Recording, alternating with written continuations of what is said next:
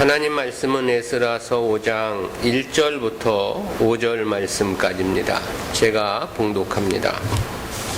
선지자들 곧 선지자 학개와 잇도의 손자 스가랴가 이스라엘 하나님의 이름을 받들어 유다와 예루살렘에 거하는 유다 사람들에게 예언하였더니, 이에 스알디엘의 아들 스룹바벨과 요사닥의 아들 예수아가 일어나 예루살렘 하나님의 전 건축하기를 시작하며 하나님의 선지자들이 함께하여 돕더니, 그때 강서편 총독 다뜨네와 스달보스네와 그 동료가 다 나와 저희에게 이르되, 누가 너희를 명하여 이 전을 건축하고 이 성곽을 마치게 하였느냐 하기로, 우리가 이 건축하는 자의 이름을 고하였으나 하나님이 유다 장로들을 돌아보셨으므로 저희가 능히 역사를 패하게 못하고 이 일을 다리오에게 고하고 그 답조가 오기를 기다렸더라.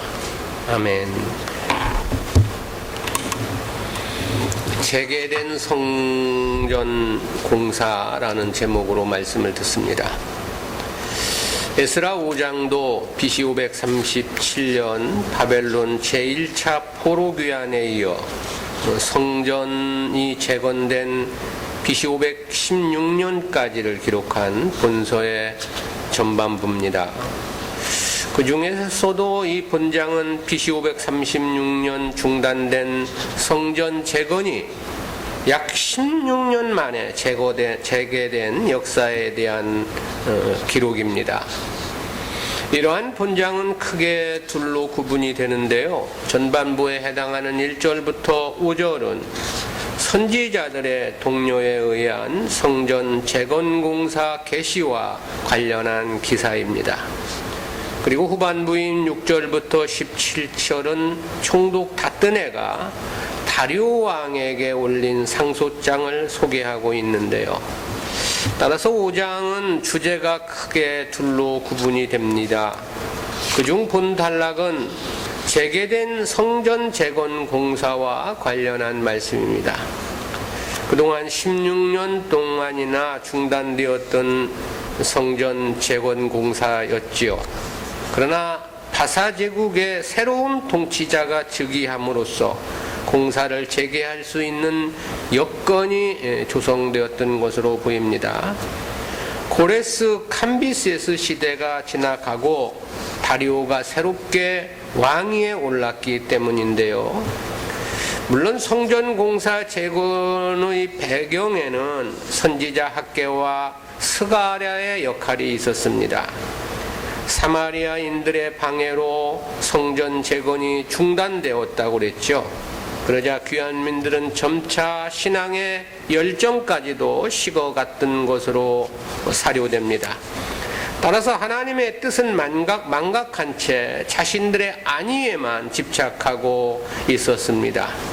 그의 선지자 학개와 스가랴가 일어나 저들의 안일함과 나태함을 지적하며 성전 재건을 독려하게 되었지요. 그에 다시 힘을 얻은 귀한민들은 스룹바벨과 예수아의 주도하에 성전 공사를 재개하기에 이르게 되었던 것입니다. 이와 같은 구체적인 역사적 사실을 다룬 본단락은 부속사적 교훈까지 셋으로 구분해서 살펴보겠습니다. 첫 번째는 선지자들의 동료 및 성전 재건 공사 재개와 관련한 말씀입니다. 선지자 학개와 스가랴의 성전 재건 동료 및 성전 공사 재개를 보도한 1절, 2절은 내용상 둘로 구분이 됩니다. 첫 번째는 학개 스가랴와 선지자의 성전 재건 동료와 관련된 말씀입니다. 16년 동안 중단된 성전 재건은 유다 백성들에게도 신앙의 침체기였습니다. 때문에 학개 선지자는 학개서 1장 2절에서 자신들은 완벽한 집에 유하면서 여호와의 전을 건축할 시기는 이르지 않았다고 하였음을 지적한 바 있습니다. 이러한 학개와 스가랴 선지자의 외침에 따라 성전 건축이 다시 시작되었다는 것이 본문 말씀입니다. 이에 대해 에스라는 1절에서 그렇게 보도를 했죠. 선지자들 곧 선지자 학개와 이또의 손자 스가랴가 이스라엘 하나님의 이름을 받들어 유다와 예루살렘에 거하는 유다 사람들에게 예언하였더니, 에스라는 선지자들이라는 포괄적인 표현과 더불어서 학개와 스가랴의 이름도 구체적으로 적시를 했습니다. 이는 16년간 중단된 성전 재건이 다시 재개되는데 그 중심에 학개와 스가랴 선지자가 있었음을 말해주고 있는 거죠. 본문 말씀에서 유추해 보면 하나님의 계시가 선지자 학개와 스가랴의 마음에 큰 감동을 일으켰음을 알 수 있고요. 때문에 저희들의 피 끓는 외침을 통해서 하나님의 뜻이 백성들에게 전달되게 되었던 것입니다. 그 결과 중단된 예루살렘 성전 재건 공사가 재개되었음을 말씀해주고 있는 것입니다. 이러한 말씀에서 보면 당시 유다 귀환민들은 하나님을 향한 열정을 잃어버린 채 신앙적 나태함에 빠져 있었음을 직감하게 되고요. 저들은 아직은 여호와의 전을 건축할 때가 아니라고 핑계했다고 했습니다. 그러면서 정작 자신들은 좋은 집을 짓고 살고 있었음을 학개는 지적을 했던 거죠. 이 학개라는 이름은 여호와의 절기라는 그런 그 뜻인데요. 당시 학개 선지자는 매우 연로한 나이였던 것으로 보입니다. 그것은 학개서 2장 2절과 3절에 보면 저가 과거 예루살렘 성전을 목격한 것처럼 그렇게 말씀되어 있기 때문입니다. 그러나 저에 대해서는 학개서의 저자라는 거하고 본서에서 소개된 거 말고는 달리 알려진 바가 없습니다. 저는 자신의 저서인 학개서에서 성전 재건역 사역의 중요성을 강론을 했습니다. 아울러 성전은 하나님과의 만남의 장소이자 예배 처소로서의 중요성을 강변하기도 했습니다. 그로 인해 성전 재건 사역의 당위성을 백성들에게 고취시킨 인물로 우리가 생각해 볼 수 있습니다. 스가랴에 대해서는 특별히 부친의 이름을 밝히지는 않고 이또의 손자라고 이렇게 소개를 했는데요. 그러나 이에 해당하는 히브리어를 번역하면 이또의 아들 스가랴라고 이렇게 직역을 할 수도 있는데요. 이 손자라는 말로 꼭 그 번역을 하는 단어는 아니다라는 거. 그럼에도 불구하고 한글 개역 성경이 스가랴를 이또의 손자라고 번역을 한 것은 스가랴서 1장 1절에서 스가랴가 이또의 손자 베레가의 아들이라고 소개하고 있기 때문에 그렇습니다. 혹자는 이와 관련해서 스가랴가 어릴 때 아버지를 잃고 할아버지 손에서 양육되었기 때문으로 설명을 하기도 하는데요. 그러나 스가랴서에서도 손자로 번역된 이 단어가 사실 아들이나 또는 자손으로도 번역될 수 있는 그런 단어입니다. 때문에 꼭 이또가 할아버지라고 단정할 수만은 없고요. 따라서 본문은 스가랴의 아버지 이름을 생략하고 스가랴의 조상 중 당시 백성들에게 잘 알려져 있던 인물을 기록한 것이 아니냐, 그런 생각을 해봅니다. 그렇다면 이또는 스가랴의 조상으로서 분열 왕국 초기에 여로보암과 솔로몬에 관한 내용을 기록한 선견자로 추측할 수 있는데요. 그 내용이, 그런 이또와 관련한 내용이 역대하 9장 29절에 말씀하고 있습니다.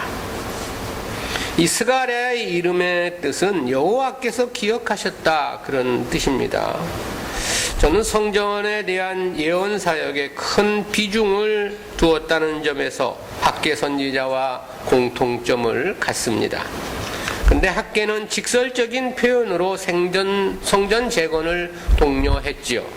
그런데 스가랴는 환상이나 비유 등 묵시적인 방법으로 성경을 기록했다는 것이 차이점이 있습니다. 그럼에도 성전 재건의 중요성을 일관성 있게 강조를 했고, 따라서 학계와 이 스가랴 이 두 사람의 사역과 예언은 연결고리를 가지고 있다, 그렇게 말할 수 있습니다. 두 번째는 성전 재건 계시와 관련한 말씀인데요. 하나님의 계시가 선지자 학계와 스가랴에게 있었다 그랬지 않습니까? 그러자 저들의 성전 재건에 대한 피끌린 외침이 있었다고 그랬습니다. 그에 따라 귀한민들의 반응도 매우 뜨거웠던 것으로 사료됩니다. 당시의 상황을 에스라는 이렇게 보도를 했습니다. 2절 말씀이죠. 이에 스알디엘의 아들 스룹바벨과 요사닥의 아들 예수아가 일어나 예루살렘 하나님의 전 건축하기를 시작하며 하나님의 선지자들이 함께하여 돕더니, 가장 먼저 스알디엘의 아들 스룹바벨과 요사닥의 아들 예수아가 일어났다 그랬습니다. 이들은 귀한민들의 대표였고 16년 전 처음 성전 재건을 시작할 때의 주역들이었죠. 실제 학계 선지자를 통해서 전달된 하나님의 계시는 스룹바벨과 예수아를 조준하고 있었습니다. 이와 관련해서 학계서에서 그렇게 보도를 하고 있는데요. 학계서 2장 4절입니다. 그러나 나 여호와가 이르노라. 스룹바벨아 스스로 굳세게 할지어다. 여호사닥의 아들 대제사장 여호수아야 스스로 굳세게 할지어다. 나 여호와의 말이니라. 이 땅 모든 백성아 스스로 굳세게 하여 일할지어다.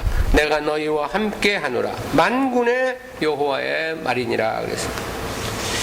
직접 스룹바벨과 여호수아에게 성전 재건을 촉구한 말씀인데요. 여기서의 여호수아는 본문에서 소개된 요사닥의 아들 예수아를 말하는 겁니다.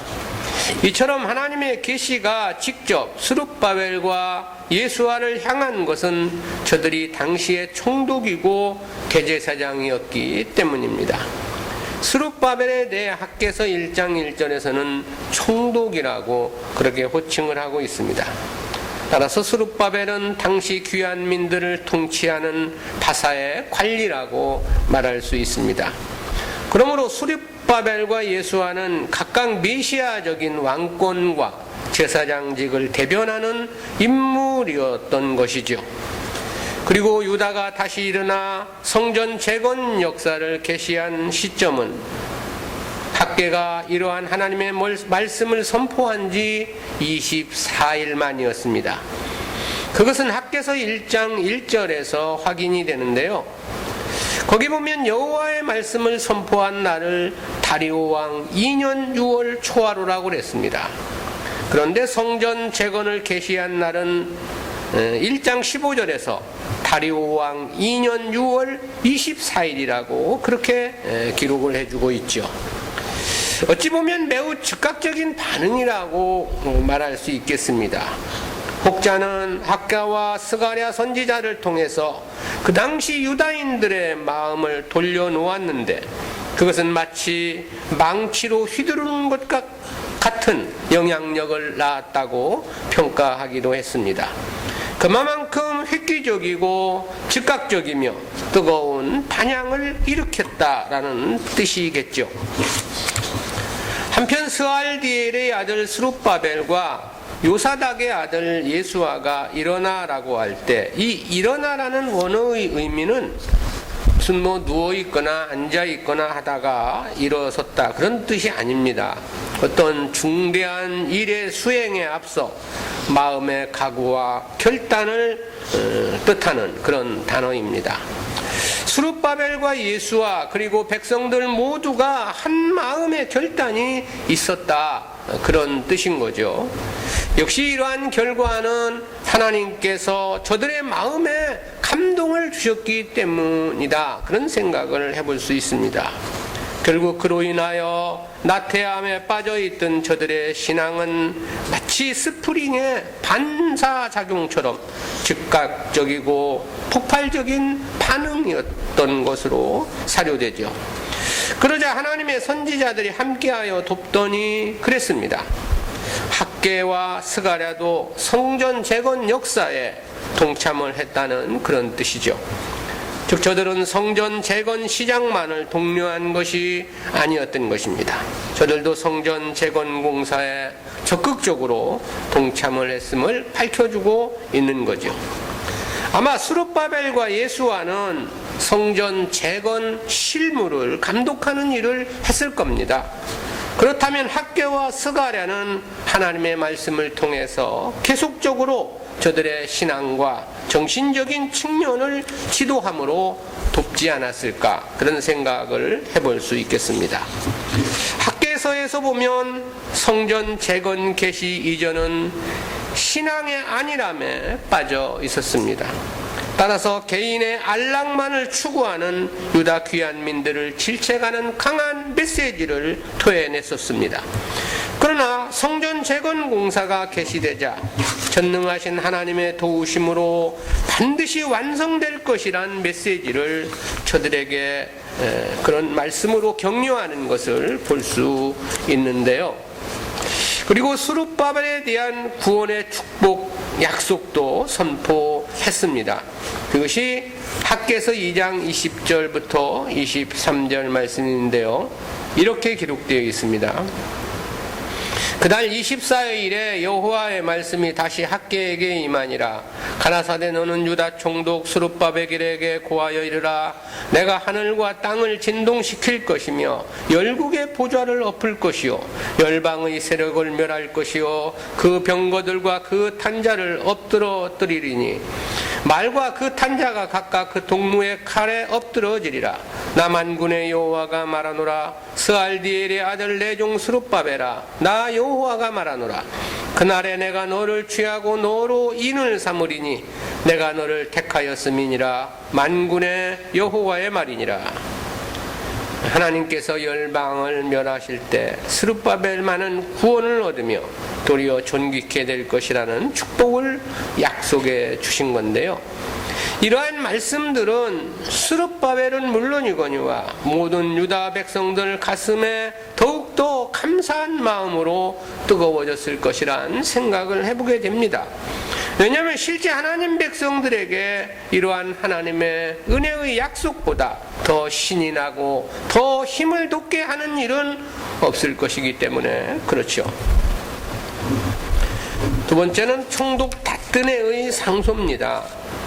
학개와 스가랴가 성전 재건과 관련한 하나님의 말씀을 선포하기 시작한 것은 다리오 2년 6월 초하로부터였다 그랬습니다. 그리고 성전 재건이 시작된 것은 그달 24일이라고 말씀을 했습니다. 그리고 그렇게 시작된 성전 재건은 매우 순조롭게 진행되었던 것으로 사료됩니다. 그런데 그때 총독 다뜨네와 스달보스네가 그의 수행원들과 함께 예루살렘을 방문했다고 그랬습니다. 저들이 이때 예루살렘을 방문한 것은 성전 재건이 다시 시작되었다는 사마리아인들의 고소가 있었기 때문으로 사료됩니다. 그렇다는 것은 저들이 예루살렘에 이르러 성전 재건에 대해 조사를 했다는 것이 그것을 말해주고 있습니다. 예루살렘에 도착한 다뜨네와 스달보스네는 두 가지를 조사한 것으로 그렇게 에스라는 기록을 해 놓았는데요. 첫 번째는 누가 성전 재건을 허락했는지에 대한 조사입니다. 이에 대해서 3절에서 그렇게 기록을 했습니다. 그때 강서편 총독 다뜨네와 스달보스네와 그 동료가 다 나와 저에게 이르되 누가 너희를 명하여 이 전을 건축하고 이 성곽을 마치게 하였느냐 하기로. 여기서 이 총독 다뜨네는 유브라테스강 서부 지역을 총괄하는 바사의 관리였던 것으로 보여집니다. 그리고 소달보스네는 그의 비서 겸 서기관이었을 것으로 추측을 하고요. 그렇다면 유다 지역만을 다스리는 스룹바벨보다는 한층 더 높은 바사의 관리라고 말할 수 있습니다. 당시 바사는 인도로부터 구스까지 제국 전체가 127도로 나누어져 있었습니다. 그리고 각 지역에는 지방 총독이 있었던 거죠. 그런데 그 상위 단위로서 20개 총독 관구가 있었습니다. 그 20개 총독 관구 중 시리아, 팔레스틴, 애굽 일부 등은 제5총독 관구에 속해 있었습니다. 근데 본문의 표현대로 다뜨네가 제5총독 관구의 총독으로 보기는 어렵다는 그런 견해가 있습니다. 왜냐하면 역사적인 기록에 의하면 성전 재건 당시 BC 520년경에는 이 지역의 총독이 우시탄이라는 인물로 알려져 있기 때문에 그렇습니다. 따라서 이 본문의 다뜨네는 그 총독의 관할 아래서 시리아 지역을 관장하는 지방 총독이었을 것으로 성경학자들은 추측을 합니다. 역사의 기록에 의하면 우시타니는 BC 520년 바사에 대항하는 바벨론 유목민들의 반란을 평정하기 위해 새로 임명된 인물이었다고 그렇게 전해집니다.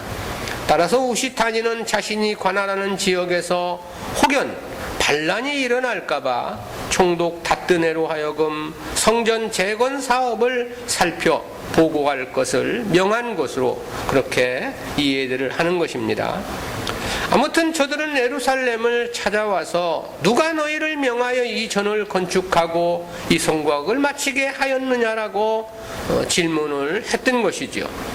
그리고 그에 대한 유다인들의 답변은 6절 이후부터 이어진 상소의 내용에서 상세히 밝혀지고 있습니다. 당시 스룹바벨과 예수아는 과거 대략 19년 전 고레스 왕이 내린 귀환 및 성전 재건 명령을 답변한 것으로 보입니다. 다뜨네가 다리오에게 올린 상소가 바로 그 내용을 적시하고 있기 때문에 그렇습니다. 두 번째는 성전 재건 책임자에 대한 조서입니다. 이와 관련해서 4절에서 우리가 이 건축하는 자의 이름을 고하였으나 라고 했습니다. 다뜨네가 공사 책임자가 누구인가를 물었다는 것이 전제된 문장이죠. 때문에 건축하는 자의 이름을 고했다고 그렇게 밝혀준 거고요. 스룹바벨과 예수아의 이름을 제시를 했을 것이다 그런 생각을 해봅니다. 그리고 학개나 스가랴 선지자의 이름도 제시되지 않았을까 그런 생각을 해봅니다. 여기서 속일 리는 만무한 일이고, 얼마 전에 어느 목사가 어디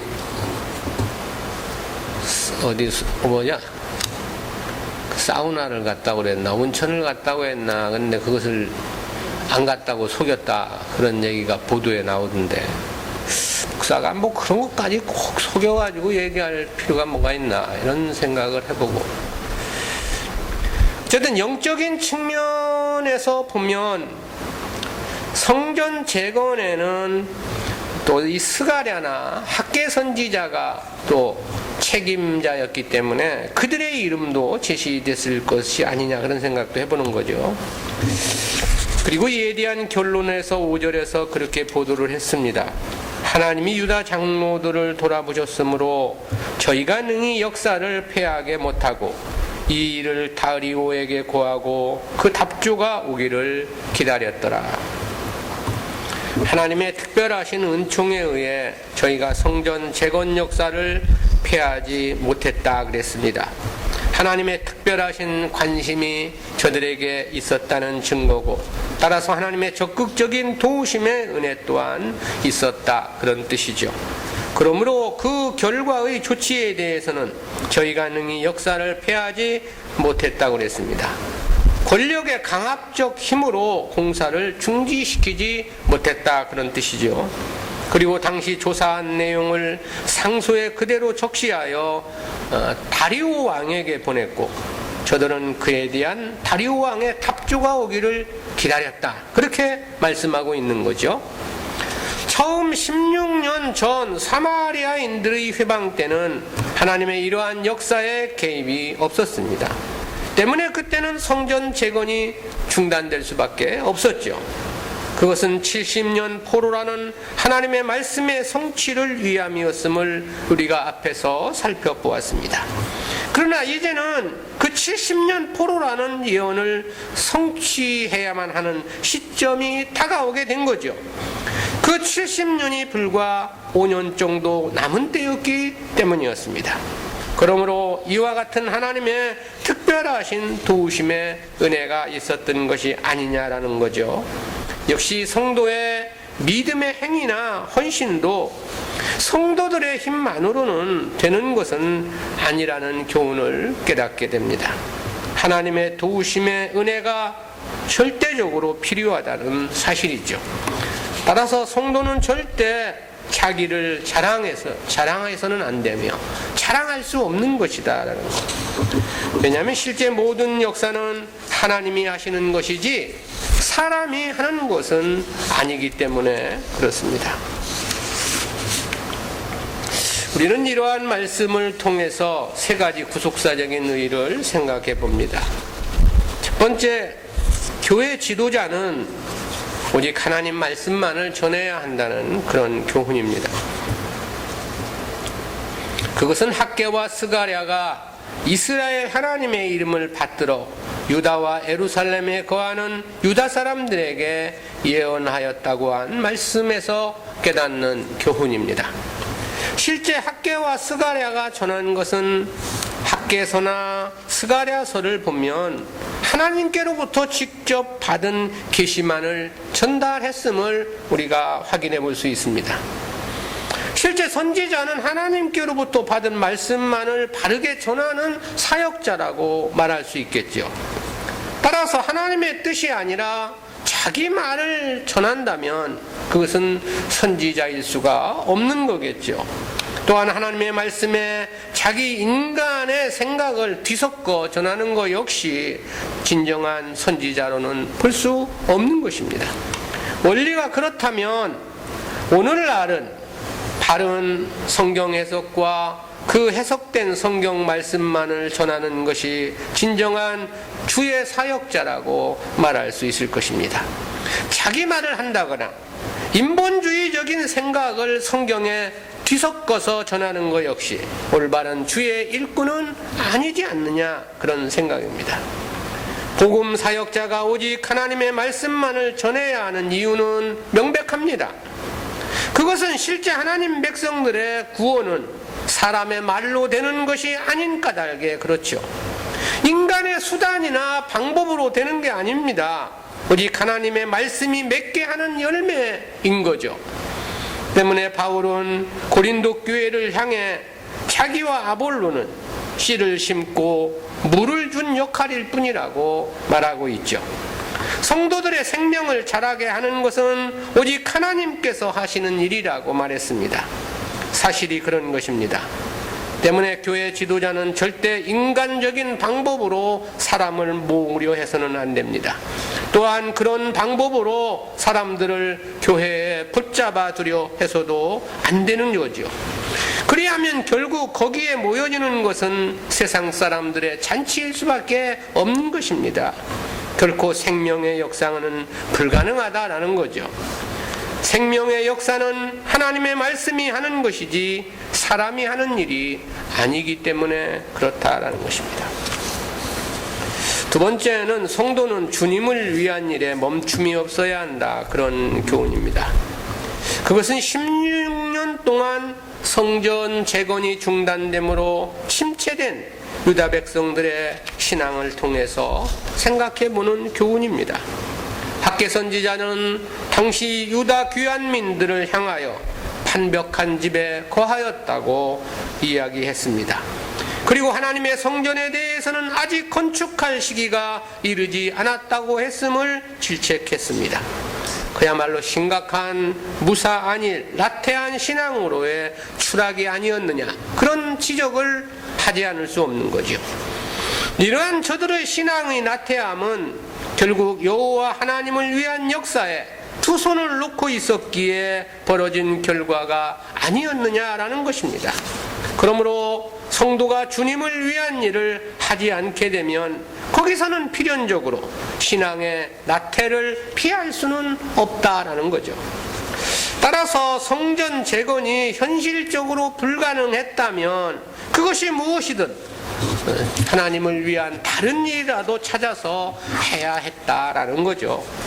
무엇이든 하나님이 기뻐하시는 일을 위해 시간을 들이고 마음을 합해야 했다라는 것, 모이는 일에 열심을 내고 하나님 말씀으로의 가르침에 보다 정열을 쏟았어야만 했다라는 것. 그런데 저들은 그저 자기들의 사사로운 일상에만 치우쳐 살지 않았느냐라는 것입니다. 집을 짓고 도로를 닦고 필요한 생활 기반 시설을 닦느라 많은 시간을 보냈겠죠. 그리고는 보다 안정된 삶을 위해 재물의 욕심에 더 많은 마음 기울임이 있었던 것으로 사료됩니다. 그렇지만 그렇다 해서 더 많은 재물을 모았던 것은 아니었습니다. 그렇다는 것 역시 학개서에서 확인할 수 있습니다. 학개서 1장 9절입니다. 너희가 많은 것을 팔았으나 도리어 적었고 너희가 그것을 집으로 가져갔으나 내가 풀어버렸느니라. 나 만군의 여호와가 말하노라. 이것이 무슨 연고뇨? 내 집은 황무하였소되 너희는 각각 자기의 집에 빨랐음이니라. 성전을 건축할 시기는 아직 이르지 않았다고 생각을 했고요. 그리고는 각각 자기 집의 안일과 부요만을 생각했다라는 거죠. 때문에 하나님께서 도리어 은혜를 주시지 않았음을 지적하고 계신 것입니다. 그야말로 성도가 하나님을 위한 삶을 중단하게 되면 신앙도 추락하고 세상도 얻을 수 없는 것입니다. 택한 백성은 하나님과 떨어질 수 없는 운명적 관계이기 때문에 그런 것입니다. 그러므로 성도는 그 일이 무엇이든 자신이 아니라 주님을 위한 삶을 중심으로 살아야만 하는 것입니다. 주님을 위해 드리고 헌신함이 멈추어져서는 안 된다라는 거죠. 그리하지 않으면 결국 신앙도 세상도 모든 것을 이룰 수밖에 없기 때문에 그렇습니다. 마지막 세 번째로 자기 백성을 사랑하시는 하나님의 깊고 깊으신 이 사랑에 대해서 우리가 본문을 통해서 깨닫게 됩니다.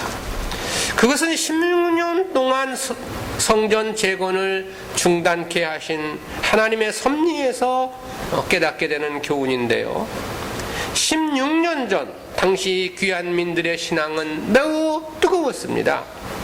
때문에 그들은 자기 가정보다 먼저 성전 재건에 박차를 가했음을 우리가 살펴봤죠.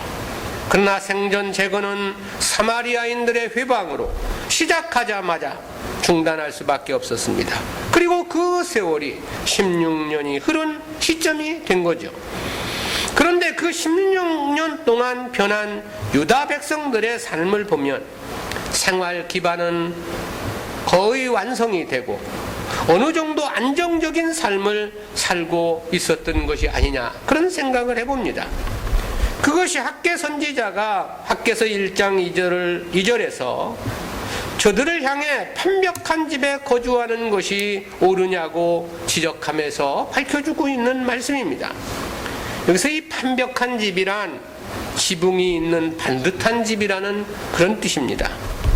당시 하나님의 성전은 기초만 놓인 채 16년 동안 방치되어 있었습니다.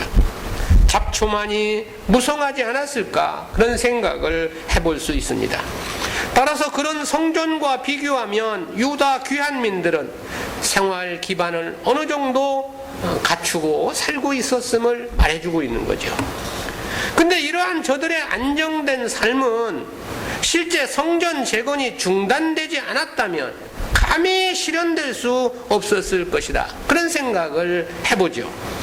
왜냐하면 당시 황폐화된 땅에 돌아와서 자기들의 생활 터전과 성전 재건을 동시에 이룬다고 하는 것은 역부족일 수밖에 없었기 때문에 그렇습니다. 하나님은 이미 그렇다는 사실을 너무나도 잘 알고 계셨을 것입니다. 그러므로 일단 성전 재건을 중단시키게 하셨지 않았느냐라는 것이고요. 그리고 그로 인하여 저들은 자기 개인의 생활 터전을 닦는 일에 몰두할 수 있었다라는 것이죠. 성전 재건이 중단된 16년이라는 기간은 70년 포로라는 하나님의 말씀의 성취에 목적이 있었다고 그랬습니다. 그렇지만 또 하나 중요하신 뜻이 있었다라는 거죠. 그것이 곧 귀한 민들의 생활을 안정케 해주기 위한 섭리였다라는 거죠. 즉 하나님께서 성전 재건 중단의 역사를 허락하시면은 자기 백성들을 사랑하시는 깊고도 깊은 사랑이 함축된 역사였다라는 것입니다. 이런 역사는 다윗의 사적에서도 발견이 되시죠. 다윗이 통일 이스라엘의 왕위에 오른 뒤 가장 먼저 실행코자 했던 것이 성전 건축이었습니다. 당시 다윗은 자기는 백항목 궁에 거하는데 하나님의 전은 장막 가운데 있다고 생각을 했죠. 때문에 나단 선지자를 찾아가 성전 건축 의사를 표명을 하게 됩니다. 그러나 그때 하나님은 그에게 성전 건축을 불허하십니다. 그리고 도리어 이스라엘의 왕위를 저의 혈통을 통해 영원히 맡기실 것을 약속해 주시죠. 그리고 그것은 메시아 언약까지 함축된 놀라운 축복이었습니다. 즉 하나님은 언제나 먼저 자기 백성들의 삶을 생각하신다라는 거죠. 때문에 출애굽한 이스라엘 백성들을 위해 역사하신 하나님에 대해서도 모세는 그렇게 증언한 바 있습니다. 신명기 1장 33절 말씀입니다. 그는 너희 앞서 행하시며 장막 칠 곳을 찾으시고 밤에는 불로 낮에는 구름으로 너희의 행할 길을 지시하신 자니라. 이스라엘 백성들보다 먼저 저들의 삶을 염려해 주시고 준비해 주셨다라는 말씀이죠. 실제가 그랬습니다. 장막 칠 곳만을 찾아주신 것이 아니죠. 불기둥, 구름기둥의 보호만 있었던 것이 아닙니다. 40년 입은 옷도 헤어지지 않았다 그랬습니다. 40년 신은 신발도 역시 마찬가지입니다. 때문에 모세는 40년 광야 생활에 대해서 그렇게 회상을 하기도 했죠. 신명기 2장 7절입니다. 네 하나님 여호와가 너의 하는 모든 일에 내게 복을 주고 내가 이 큰 광야에 두루 행함을 알고 네 하나님 여호와가 이 40년 동안을 너와 함께 하였으므로 내게 부족함이 없었느니라 하셨다 하라 하시기로. 부족함이 없었다. 본문의 역사 역시 마찬가지입니다. 황폐화된 땅으로 돌아와 성전과 자신들의 생활 기반을 함께 건설한다고 하는 것은 너무나도 벅찬 일이었다라는 때문에 하나님은 일단 성전 재건 중단을 허락해 하신 것이었다. 실로 자기 백성들을 향하신 하나님의 사랑하심에 눈시울이 뜨겁고 콧등이 시끄러짐이 느껴집니다. 당시 성전 재건이 중단될 때 귀한 민들의 마음은 새카맣게 타들어갔을 것입니다. 누가 이러한 하나님의 기쁘신 뜻을 헤아릴 수 있었겠느냐라는 것이죠.